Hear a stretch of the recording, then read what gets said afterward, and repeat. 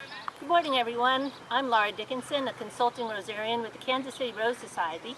We're standing in the middle of the Laura Conyer Smith Rose Garden at Loose Park, which is in Kansas City at 51st and Wornall. Today we're going to talk about climbing roses. I'm standing right here behind an example of a beautiful climbing rose called New Dawn.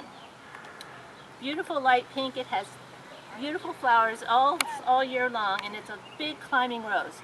So we're going to talk a little bit about climbing roses, how you choose a rose, and how you take care of your climbers. Climbing roses are roses that have been bred to have long, flexible canes so that they can go on a structure. They aren't like a normal rose that grows straight, they grow out sideways.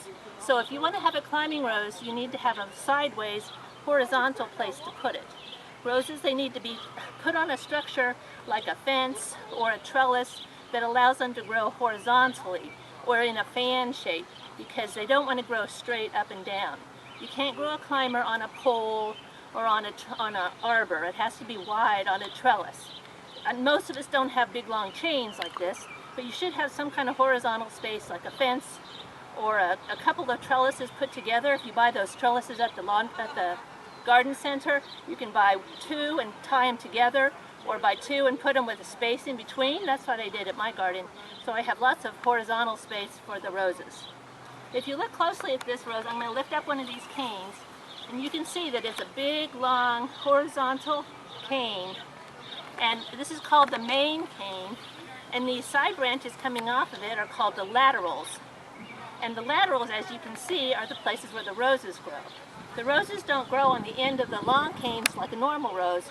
They grow on these laterals. So the more horizontal you can put the main canes, the more the laterals will grow vertically towards the sky, and that's where the roses come, is on the end of each one of those laterals. You see that? Here's another one. This is where the roses are. So when you're training your climbing rose at home, train your main canes to go horizontally, or as horizontal as you can get them. Any kind of angle will let the laterals grow up towards the sky and put on the roses. The more horizontal your canes, the more roses, flowers you will get. In the spring, when you're pruning your climbers, you don't want to prune the main canes because they're your structure on your fence or your trellis. You just cut back the laterals. You can cut them back just so a couple of buds are still left, and then the new roses will come off of those buds.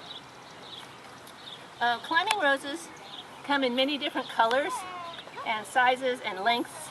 So when you're shopping for climbers, find the one that you like the color of and look at the tag and see how big it's going to grow. Make sure that it will fit in the space that you have allotted for it. And then if you're interested in disease resistance and not having to spray your roses, be sure you look on the tag for some statement about disease resistance or easy care. Most of the newer roses in commerce are disease resistant, so if that's important to you, be sure and look for that on the tag. If you have any other questions about roses or climbing roses, you can you can phone or email our hotline, kcrosehelp@gmail.com, which is on our website, kansascityrosesociety.org. We'd be happy to answer your questions about roses. And please come visit the Rose Garden and see the beautiful roses for yourself.